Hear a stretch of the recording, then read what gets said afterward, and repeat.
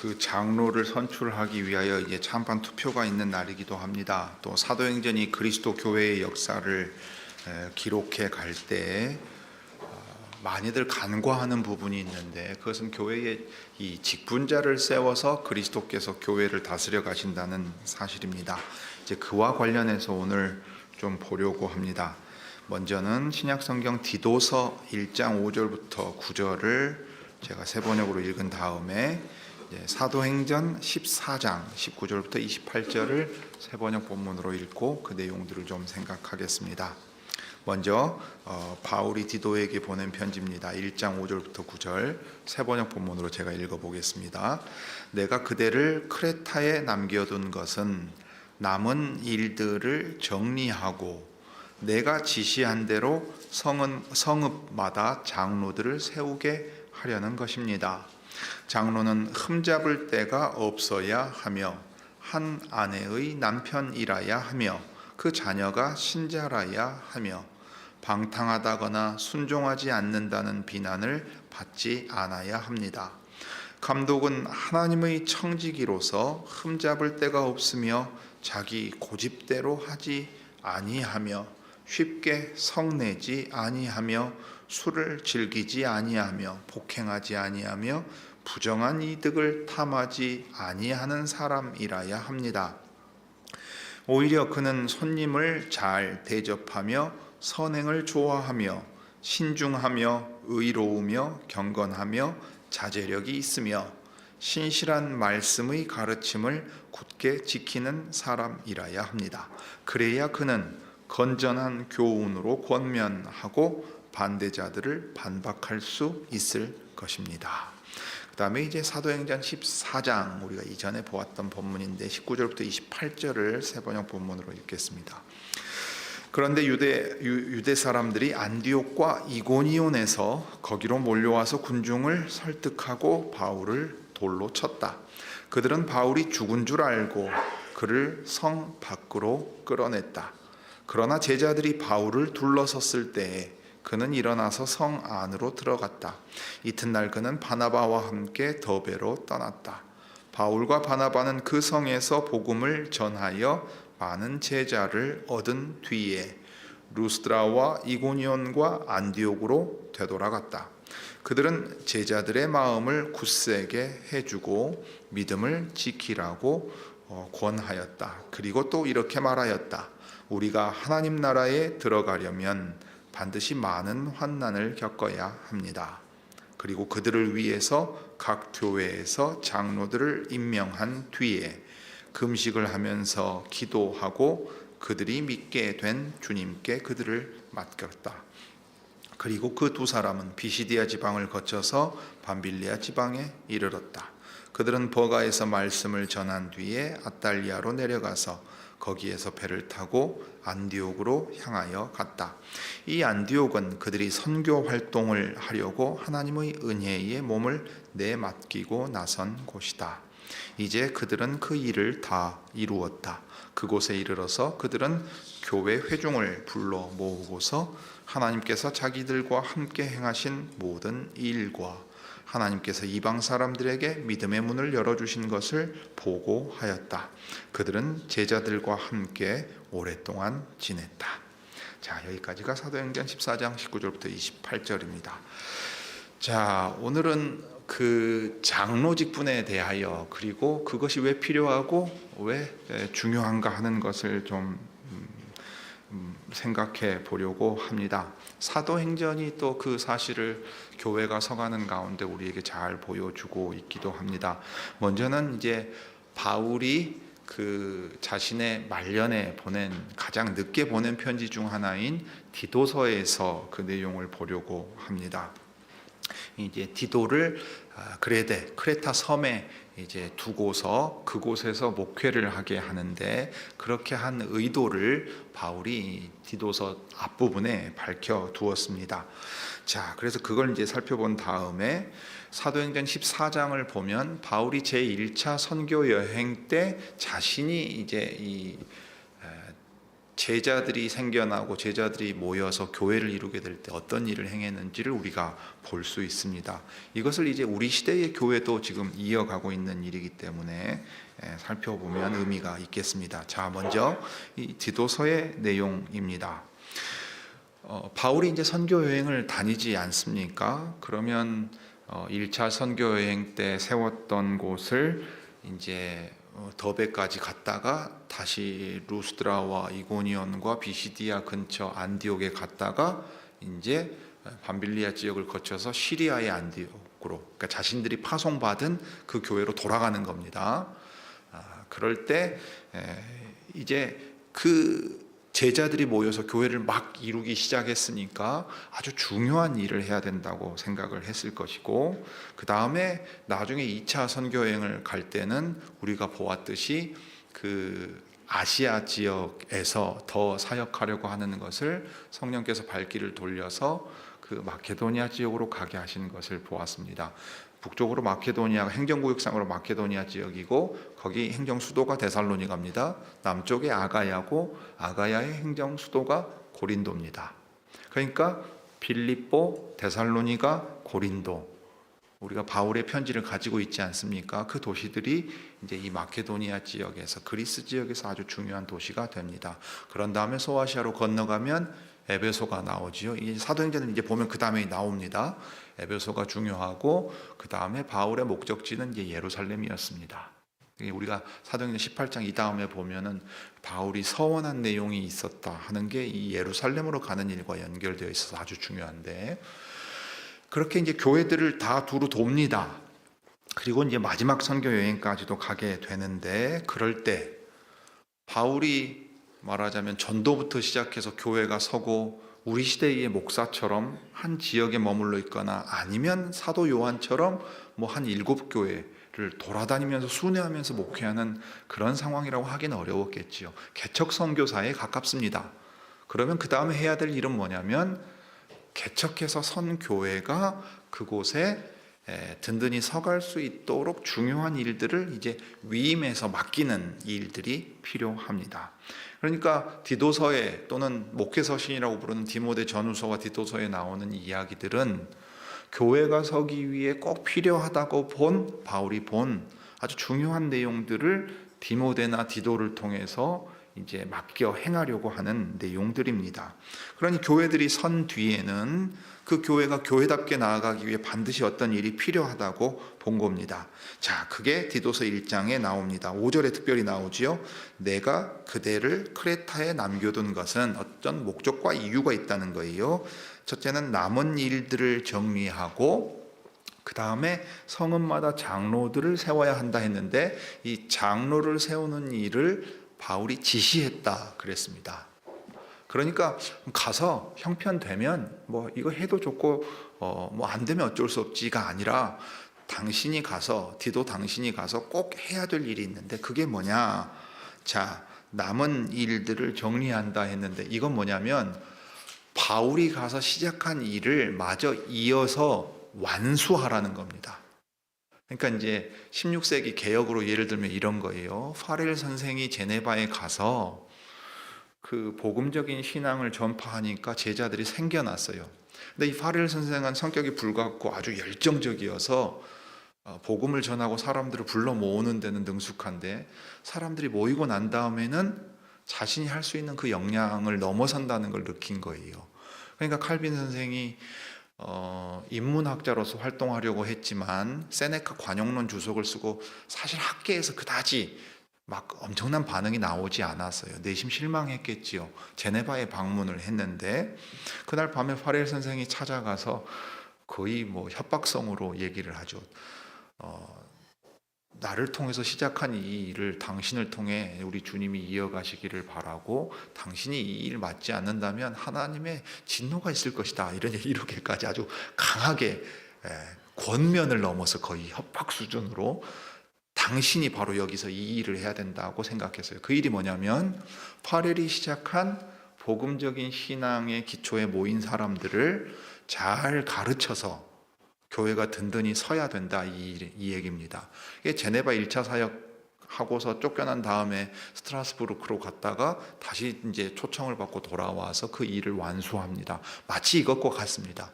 바울은 시작했지만 끝낼 수는 없는 상황이었어요. 그러면 바울이 시작한 이 일을 곳곳에 이제 오늘날로 치면 장로와 목사들이 있어서 그 일을 이어받고 완수해야 돼요. 그러니까 바울이 시작한 그 일을 이어받아서 디도에게 가서 크레타 섬에 가서 그곳에 선 교회가 든든히 서갈 수 있도록 자, 마저 이 일들을 진행하십시오. 그래야 그곳에 교회가 자생하겠다 이 얘기예요.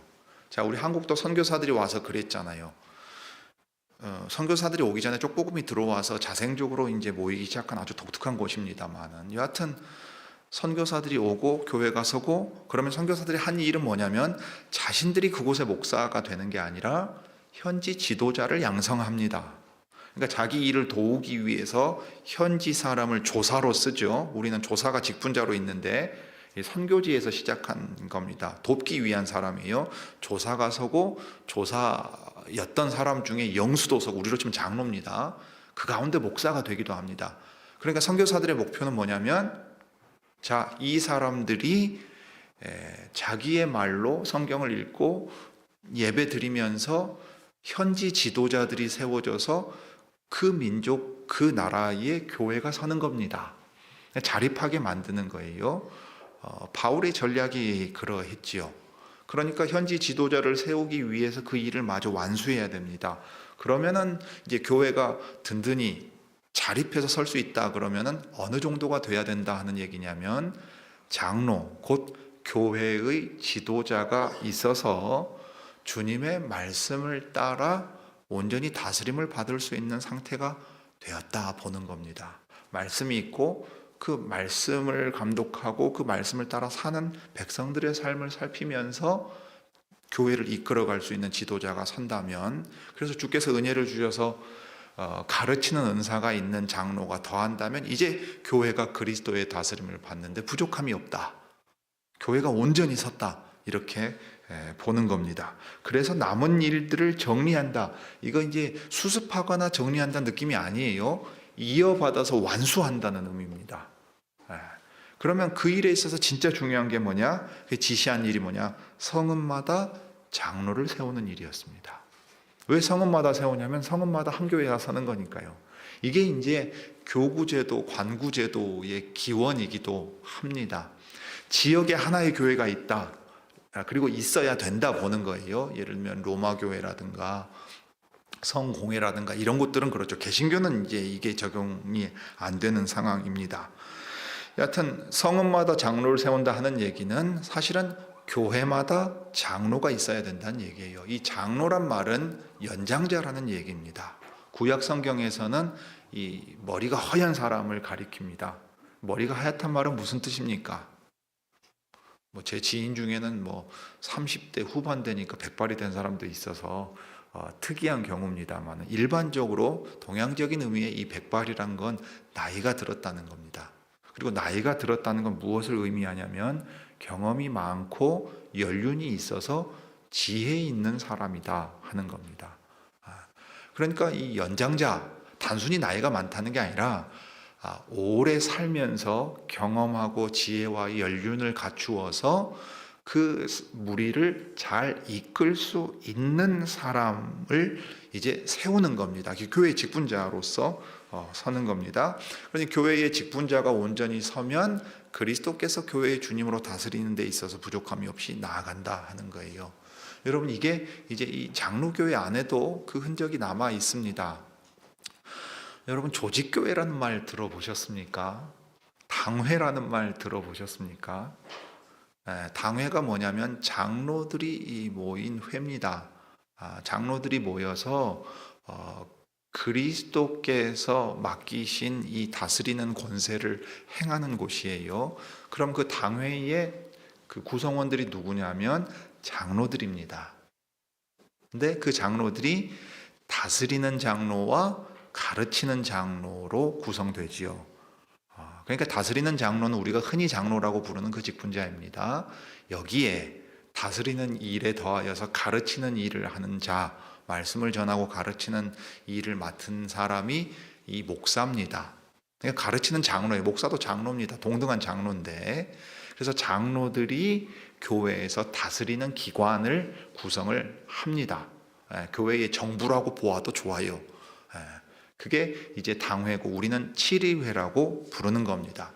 그러니까 바울이 명한 대로 장로들이 서서 교회의 지도자, 직분자들이 서서 직분자들이 회의체를 구성할 정도가 되면 교회가 독립적으로 서서 그 그리스도께 말씀을 받고 말씀대로 살아가는 걸 살필 수 있는 일들을 행할 수 있게 되는 겁니다. 이게 조직된 교회입니다. 장로교회에서 말하는 조직된 교회예요. 우리로 치면 이게 자립한다는 의미입니다. 그러니까 치리회가 구성이 돼야 되는 거예요. 그러니까 장로가 존재하지 않는다 또는 가르치는 장로가 현재 없다, 그 얘기는 그리스도의 다스림을 받아 교회로 서가는데 현재 부족함이 있다는 얘기입니다. 이 고신 측 얘기를 들어보니까 지방의 교회들의 상황이 좀 심각해져요. 뭐냐면 폐당회, 당회를 구성하지 못하는 교회들이 늘어간다 그럽니다. 왜냐하면 교인이 줄고 연로한 분들이 돌아가시거든요. 장로가 없는 거예요. 심한 교회는 어떻습니까? 목사가 없어요. 제가 지난주에 은혜개혁교회 다녀왔잖아요. 광양에 우리 이용렬 목사님이 광양개혁교회 치료회가 결정해서 임시 목사로 보내지만 온전히 그 회중만을 맡아 돌보는 상황은 아니지요. 목사가 없는 것보다는 임시 목사가 한동안 돌보는 것이 더 좋은 상황이지만 제일 좋은 상황은 그 회중만을 맡는 목사가 세워지는 상황입니다. 이 성읍에 가르치는 장로가 서는 일이라 이 말이에요. 자, 그러니까 교회가 항상 그렇게 조직되어 있고 항상 치료가 구성되지 못할 수도 있어요. 우리 교회에서 장로를 맡는 분들이 나오지만 어느 때가 되면 장로를 맡는 이가 없는 상황이 되면 이건 아주 중요하게 우리가 생각해야 되고 준비해야 될 일이 되는 겁니다. 목사가 없을 때도 마찬가지죠. 병들어서 목사의 직무를 수행하지 못하거나 또는 사망하거나 또는 아주 특별한 사정이 있어서 사임해서 중간에 목사가 없는 상황들이 생길 수 있다고요. 자, 그럴 때 교회는 어떻게 가야 됩니까? 교회가 그리스도의 교회로서 그 다스림을 받고 교회의 사명을 수행하기 위해 필요한 게 뭡니까? 사도행전 처음부터 끝까지 나오고 바울이 그의 선교여행에서 계속 강조하는 게 뭡니까? 그리스도로부터 사도적인 가르침을 받는 겁니다. 그 점에 있어서 가르치는 장로, 목사가 서는 일이 중요하고 이 일에 우리가 신학교육에 힘을 쓰고 관심을 갖는 이유가 여기에 있습니다. 그뿐만 아니라 교회의 직분자인 장로가 서는 일이 바로 이 바울이 끝까지 완수하고자, 이 디도를 크레타 섬에 보내서 완수하고자 했던 일이라고요. 여기 크레타 섬에 그 지역의 교회가 온전히 서서 이제 자기들 안에서 말씀을 듣고 말씀을 따라 사는 일들을 살피고 그래서 교회로서의 사명을 잘 수행해 갈 수 있기를 바울이 지금 생각하면서 얘기를 한 겁니다.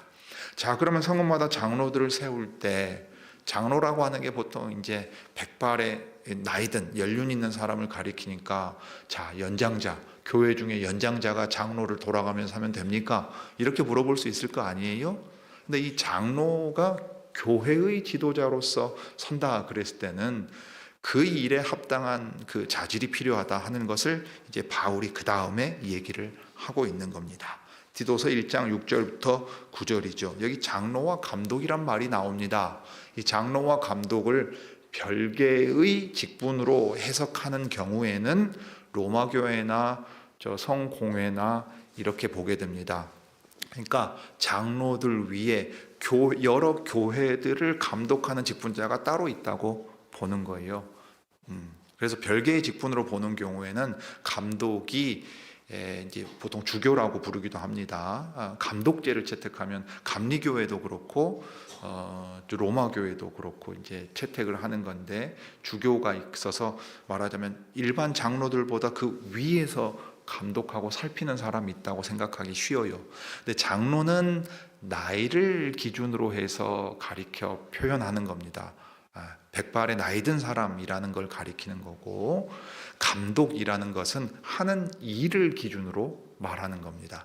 살피고 그러니까 살펴서 섬기는 방식으로 일한다는 거예요. 그러니까 장로는 나이를 기준으로 할 때 장로로 표현할 수 있고, 하나는 이 일을 말할 때는 감독한다, 감독이라고 표현할 수가 있습니다. 그래서 장로교회와 개혁교회 전통에 있어서는 이 장로와 감독의 직분을 다른 걸로 보지 않습니다. 우리는 같은 걸로 봅니다. 자, 그러면 이제 소극적인 의미에서 어떤 것들은 하지 않아야 되는가 했을 때, 흠잡을 데가 없어야 된다는 것이 장로와 감독을 언급할 때 가장 첫 번째로 나오고, 그의 직무를 하나님의 청지기라고 말합니다. 하나님께서 맡겨주신 일을 성실히 잘 감당해야 될 종이라, 이 말이에요. 그러면 하나님께서 무엇을 맡기셨느냐? 교회의 주인이신 그리스도께서 장로들에게 무엇을 맡겨 감독하게 했느냐 하면 그 양무리를 맡기셨습니다.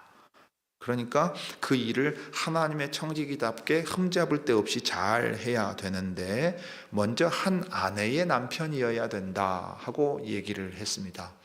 사실은 이제 이런 구절 때문에 목사 안수받고 목사 임직하려고 할 때 총각들은 목사 임직 안 시켰어요. 저도 혼인하고 이제 목사 임직했던 걸로 기억이 나는데, 뭐 한 20년 전인데 하여간 그렇습니다. 그래서 그때까지도 총각들은 목사가 못 됐어요. 혼인하거나 아니면 혼인할 사람이 있어서 약혼했다는 걸 확인시켜 줘야 했습니다. 왜냐하면 한 아내의 남편이어야 된다 하는 걸 기준으로 삼았는데, 이제 이 당시에 이게 무슨 의미냐 하면 부인을 열어두지 않아야 된다는 의미입니다. 1차적으로는 그 의미입니다. 뭐 당장 우리 100년 전만 해도 우리 어른들 가운데 부인 여럿 있는 경우 있었잖아요. 뭐 흔히 그냥 시쳇말로 본부인 있고 그 다음에 얻은 부인 있고 이런 것들. 그러니까 부인 열어두지 않고 하나님의 가르침 따라서 한 남자와 한 여자가 혼인하여 정당하게 그 관계 가운데 있어야 된다 하는 걸 말했습니다. 그와 동시에 집안을 다스려서 자녀가 믿음을 가지고 있어야 된다. 집안도 다스리지 못하고 자녀가 믿음을 가지고 있지 않은 상태에서 어떻게 하나님의 집을 다스리는 자가 될 수 있겠느냐 하는 얘기를 합니다. 다음에 그의 삶에 있어서 정결하다는 증거가 있어야 되는데, 방탕하지 않아야 되고 불순종한다는 비난이 없어야 된다는 거예요. 그러니까 사회적인 이 교회 안에서나 사회적인 평판의 문제도 있습니다. 그러니까 남들이 이것을 인정할 만큼의 삶의 모습이 있어야 됩니다. 그 다음에 보면 이제 자기 고집대로 하지 않는다. 여러분, 지도자가 고집대로 한다는 말이 무슨 뜻인지 우리 사회가 지금 고스란히 다 경험하고 있지요. 교회도 이루 말할 수 없이 그렇습니다. 사람들이 냉소적으로 목사가 이제 로마 교회는 교황이 한 명인데 개신교회는 교회 숫자만큼 교황이 있다고 하는 얘기가 그 얘기지요. 교회의 장로인 목사가 왕이 되고, 아니면은 뭐 어떤 장로가 교회 주인인 것처럼 하고, 아니면은 뭐 재산 많은 사람, 목소리 큰 사람, 아니면 교인들이 전체로 자기들 하고 싶은 대로 막 또 소리 높여서 간다. 그렇게 되면 그리스도의 교회가 아니게 되지요.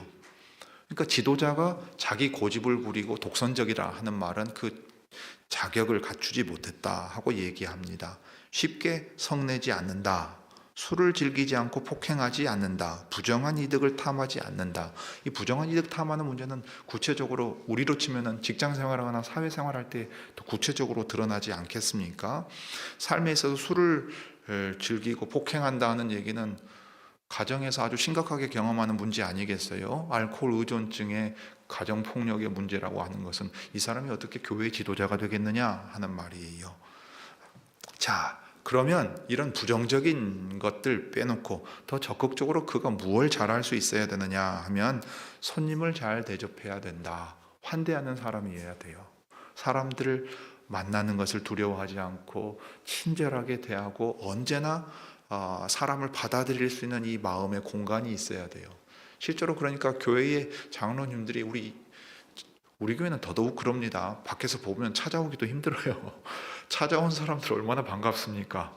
어떻게 찾아왔는지 놀랄 정도로 반가운데 잘 맞아들이고 식사하면서 챙기고, 교우들 가운데 어려운 사람들은 없는지, 형편은 어떠한지. 그래서 교회의 장로님들이 보통 어떤 일들 많이 하냐면, 우리는 보통 가족 단위로 교회 오잖아요. 그런데 특히 청년들의 경우 혼자 나오는 경우들이 있습니다. 그런 경우를 장로님들이 잘 챙기세요. 그렇게 함으로써 교회에 정착하고 신앙생활을 할 수 있게끔 하는 일들도 행합니다. 그래서 교회에 찾아오는 손님은 또 뭐 강사도 될 수 있고 목사도 될 수 있고 방문하는 이도 될 수 있고 길 가던 이도 될 수 있는 것 아니겠습니까? 자기의 삶에 있어서 이것이 몸에 배인 사람인 겁니다. 그러니 당연히 선행을 좋아하는 사람이지요. 주님의 뜻을 행하고 자비를 베풀고 이웃을 위해서 내가 무엇을 할 수 있을까 항상 생각하는 사람입니다. 쉽게 성내지 않고 신중합니다. 절제하고 판단력과 분별력이 있습니다. 왜냐하면 이 교회의 지도자는 재판하는 사람이기도 합니다. 교회 장로는 지도자일 뿐만 아니라 재판하는 사람이에요. 사안을 판단할 수 있는 사람이에요. 여러분, 그 판단이 설득력이 있지 않으면 어떤 일이 생기겠습니까? 그걸 안 받아들여요. 우리 한국 사회가 지금 그게 무슨 뜻인지를 지금 잘 보고 있지 않습니까? 법이고 뭐고 필요 없다. 나는 인정 안 한다. 그렇게 나오면은 이제 정말로 막장이 되는 겁니다. 방법이 없어져요. 그런데 신중하고 의롭고 경건하며 자제력이 있으니까 사람들에게 인정을 받습니다. 그 권위를 존중받고 인정받으며 사람들이 그 장로들이 한 결정을 존중하고 수용하고 따라갈 수 있습니다. 여러분, 교회는 강제할 수 있는 물리력이 없습니다. 그러니까 교회는 마음 상하면 뭐 목사를 향해서든 누구를 향해서든 소리 버럭 지르고 자기는 딴 교회 가버리면 끝나요. 하나님 두려워하는 마음이 없으면 교회가 무슨 물리적인 강제력을 행할 수 있는 게 없습니다. 기껏 해봐야 하나님 앞에 그것이 합당하지 않다. 그렇게 하지 마시라. 회개하시라. 그 다음에 가장 강력하게 하는 게 뭐냐면 선언이에요. 선언. 하나님의 나라에서 당신의 자리가 없다. 선언하는 것 외에 더 이상 할 수 있는 게 없습니다. 그러니까 그 말을 존중하고 경건하게 받아서 겁내지 않으면 사람을 어찌할 수 있는 방법이 하나도 없습니다. 자, 그러니 이 나라는 어떻게 돌아가느냐면 정말 이상적인 나라예요. 신중하고 의롭고 경건하고 자제력이 있어서 하나님의 말씀에 순복하는 사람들이 그 말씀이 옳다고 수용하고 그 말씀대로 행하면서 가야 돼요. 그거 안 받아들이고 막 자기 마음대로 하려는 사람이 늘어나게 놔두면 안 되는 겁니다. 그래서 교회가 출교한다 그럴 때는요, 여러분, 한국인들은 정이 많아가지고서 어떤 사안을 냉정하게 판단하는 걸 되게 차갑게 생각해서 익숙하지가 않습니다. 근데 그렇지 않습니다. 일에 대하여 사안은 명확하게 판단해야 됩니다. 사람에 대하여 자비로움을 가지되 잘못한 일에 대해서는 따끔하게 얘기를 해야 됩니다. 우리가 자녀를 훈육할 때 잘못하는 게 바로 그거죠. 소위 말하는 오냐오냐 다 받아주든지 아니면 너무 엄하게 하든지. 그런데 이걸 이제 계속해서 훈련해 가는 것 아니겠어요? 하늘아버지의 자녀들로서 우리도 하나님의 양육하심을 경험하며 가는데 그때 직분자들을 통해서 하십니다. 그러니 이런 일들에 지혜가 있어서 잘 이끌고 지도할 수 있을 뿐만 아니라 판단하고 그 일에 대하여서 재판할 수 있을 만큼의 자질과 역량을 갖춰야 됩니다. 이 모든 게 다 어디서 생겨나느냐 하면 신실한 말씀에서 나옵니다. 그래서 그 말씀의 가르침을 굳게 지키는 가장 기본적인 믿음 있는 사람이어야 돼요. 너무 당연하지만 생각보다 당연하지 않습니다. 교우들이 투표를 할 때는요, 이 사실 다 못 볼 때가 많습니다. 교회 오래 다녔고 착실하게 있는 것 같으면 그 신앙이 어느 정도인지 가늠하기 어려울 때가 많아요. 이 일에 있어서는 목사가 분명히 더 일반 교우들이 보는 것보다는 볼 수 있는 부분이 있을 겁니다. 여러분, 일반적으로 장로가 지도자와 판단 능력의 경건의 모습까지 아주 다 갖추면 좋겠죠. 목사도 그러지 못할 때가 많은데 교회에 다스리는 장로가 설 때 이 기준을 엄격하게 들이민다면 정작 장로가 못 서는 일이 생길 겁니다. 그러나 분명한 건 이겁니다. 신실한 말씀의 가르침을 굳게 지키는 사람이라는 가장 기본적이고 필수적인 자질과 조건이 갖추어져야 됩니다. 거기에 더해서 이 지도력과 판단력을 발휘할 수 있게끔 돼야 되겠고, 이건 더 길러 나가야 되겠고, 부족하면 부족한 대로 서로 협력하여 해 나가야 될 부분들이 분명히 있습니다. 자, 그러면 이렇게 장로가 교회에 필요한 이유가 무엇인가 할 때 바울이 마지막에 이렇게 붙입니다. 그래야 그는 건전한 교훈으로 권면하고 반대자들을 반박할 수 있을 겁니다. 바울은 교회 안에 바른 가르침을 거스르고 그 말씀에 순복하지 않고 자기 마음대로 하려는 사람이 나올 거라는 걸 알고 있었어요. 교회 안에서 그런 사람들이 항상 나옵니다. 심지어 직분자들이 그렇게 행하기도 합니다. 가르침의 문제는 가르치는 장로가 선생된 이로서 가장 큰 문제를 일으킬 가능성이 대단히 높습니다. 주의 형제 야고보도 그것을 우리에게 분명하게 얘기했고 우리가 경험적으로도 알고 있습니다. 그러니 교회의 장로는 양무리를 지키고 교회를 지키는 파수꾼이기도 합니다. 안에서 잘못된 가르침을 전하거나 밖에서 들어오는 것 막아내야 됩니다. 교리적으로 분별력이 있어야 합니다. 교우들을 잘 권면할 수 있어야 되고 잘못된 것이 힘을 얻지 않도록 만들어야 됩니다. 사회에서도 마찬가지예요. 한국 사회도 마찬가지입니다. 왜곡된 소식들 전파할 수 있어요. 그런 사람은 언제나 있습니다. 음모론에 빠지는 사람 항상 있어요. 그런데 그것이 전파되거나 확산되는 걸 빨리 막아야 합니다. 그렇지 않으면 그 영향이 성경에 나오는 누룩처럼 퍼지기 때문에 그래요. 교회의 지도자는 그 일을 할 수 있어야 됩니다. 그 판단도 내릴 수 있어야 됩니다. 자, 이제 사도행전 14장을 보죠. 바울 자신이 그런 식의 사례를 먼저 우리들에게 보여줍니다. 제1차 선교 여행을 마무리하려고 돌아가려고 할 때의 이야기가 이제 14장 19절부터 28절에 기록되어 있습니다. 자, 돌아가려고 할 때 바울이 1차적으로 마음을 쓴 것은 뭐냐면 제자들의 마음을 굳세게 해주고 믿음을 지키라고 권하는 일이었습니다. 왜냐하면 이제 교회가 막 생겨났거든요. 그런데 그 교회들에는 벌써 외부에서 어려운 일들이 계속 생겨났습니다. 바울이 돌 맞아 죽은 줄 알고 사람들이 내다 버렸어요. 기적적으로 바울이 일어나서 돌아다녔습니다. 아마도 그 이후에 건강을 잃었고 바울의 선교 사역은 지장을 받을 수밖에 없었을 거예요. 그러니까 1차 선교 여행도 더 진행하기 어려운 상황이었을 겁니다. 자, 그렇게 교회들을 마음을 굳세게 해주고 믿음을 지키라고 권하면서 실제로 그 일을 할 수 있는 제도적인 준비도 하고 가지요. 그때 바울이 한 일이 뭡니까? 디도에게 하라고 한 그 일이에요. 각 교회에 장로들을 세운 일입니다. 그게 이 14장 21절부터 23절에 나오는데 23절 상반절을 보면 그리고 그들을 위해서 각 교회에서 장로들을 임명했다 그랬어요. 그들은 누굽니까?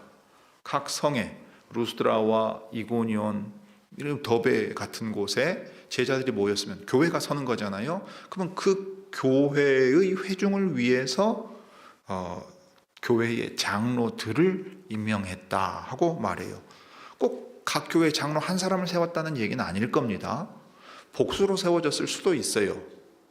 어떤 이들은 복수 장로가 반드시 있어야 되니까 복수로 세워야 된다고 주장하지만 교회 형편에 따라 다른 겁니다. 여하튼 장로들을 임명했다 하고 새 번역도 번역을 했는데 택하여 세운다고 개역 한글판 같은 경우는 번역하기도 했습니다. 그런데 이 임명했다는 말은 우리가 생각할 때 바울과 바나바가 사도적인 입장에서 자, 당신이 말씀을 잘 받고 믿음이 좋으니 이 교회 장로를 하시면 되겠습니다 하고 세운 것처럼 생각하기가 쉬워요. 근데 여기 임명한다는 말은요, 손을 드는 것과 관련된 단어입니다. 무슨 뜻일 것 같습니까? 손을 들어서 어떤 사람의 일을 맡게 돼요. 선출했다는 얘기입니다. 선출한다는 얘기예요. 자, 사도행전 6장에 나온 것과 똑같아요. 너희 가운데에서 지혜 있고 성령이 충만한 사람을 청거하면 추천해서 알려주면은 우리가 기도하여 세운다, 집사로 세운다 하는 얘기가 사도행전 6장에 나옵니다. 그러니까 자질에 합당한 사람을 회중이 뽑아요. 선거를 통해서 뽑습니다. 아마도 이 당시는 거수일 가능성이 크겠죠. 자, 추천하는 분 추천자 명단 받고 찬반을 묻는 거예요. 그러니까 손을 드는 거예요. 손을 들어서 그것이 통과가 되니까 그 사람을 장로로 세웠다 했어요. 그러니까 자세하게 일일이 기록하지는 않지만 여기 임명이란 말은 그 점에서 사도가 바로 그냥 당신이 하십시오 했다는 얘기가 아닙니다. 회중의 뜻을 물어서 선고를 통해 직분자가 교회에 설 수 있게 했다 하는 얘기죠. 그러니까 이 직분자가 세워지는 일에 있어서 회중이 같이 참여합니다.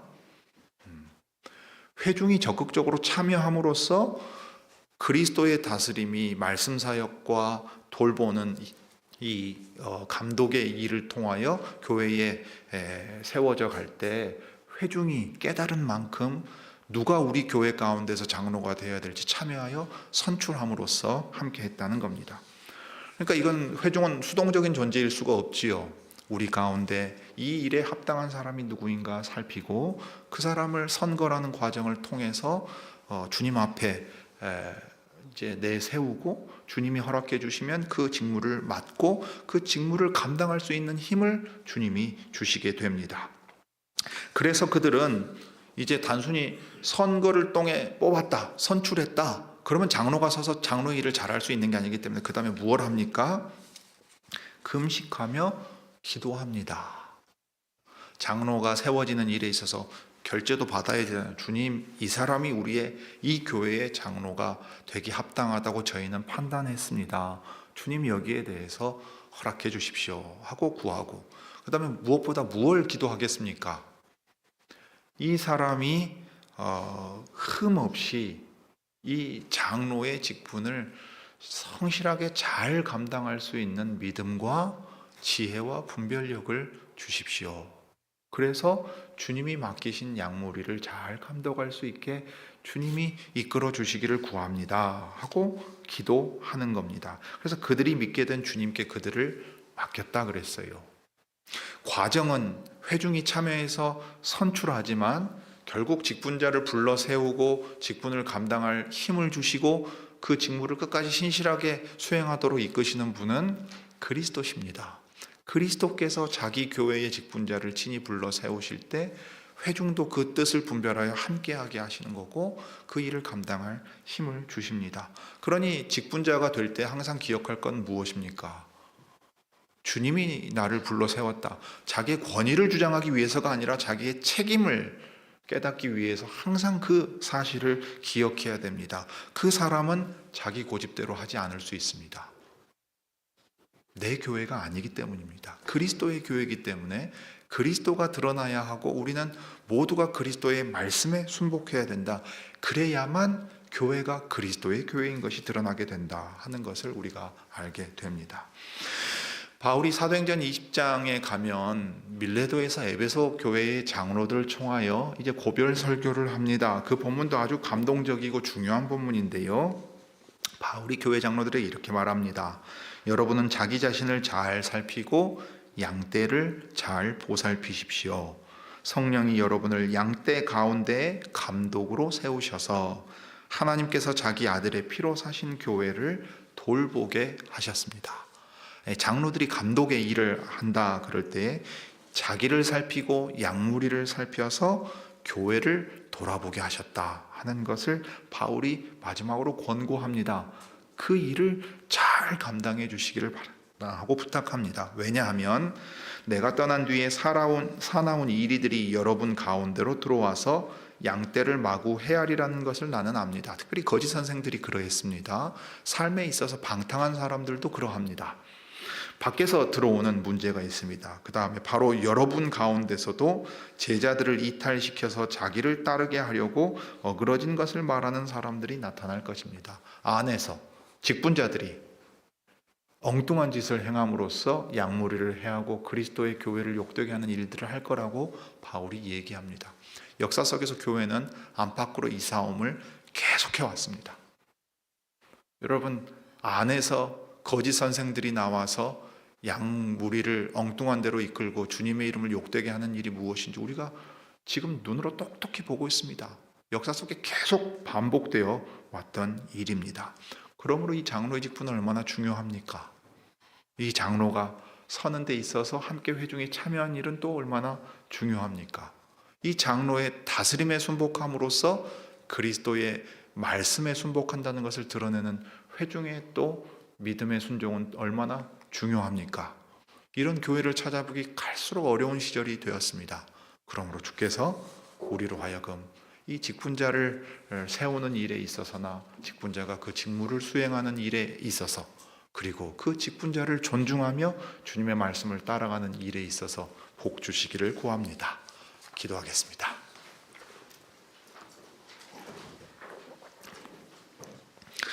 은혜와 사랑과 자비가 풍성하신 하나님, 우리 아버지, 양무리 가운데에서 주님의 교회를 돌볼 직분자들을 불러 세우시고 참으로 사람이 감당할 수 없는 그 거룩한 일을 주님이 맡기십니다. 그때에 우리로 하여금 그 일을 맡아 행할 수 있을 지혜와 믿음을 저희들에게 주시고, 또 그것을 회중을 통해 확인하는 과정 가운데 주님의 양무리를 맡기셨습니다.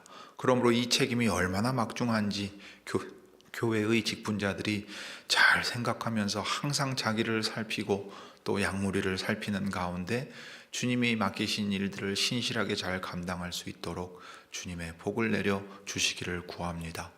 우리 시대의 교회와 또 항상 역사 속에서 교회는 그 직분자가 그 직무를 수행함에 있어 부패함으로써 일어나는 수많은 일들을 경험했습니다. 주여, 참되고 바른 교회를 정말로 몸부림치며 씨름하며 세워갈 수 있도록 저희들에게 은혜를 주옵소서. 주 예수님의 이름으로 기도드립니다. 아멘.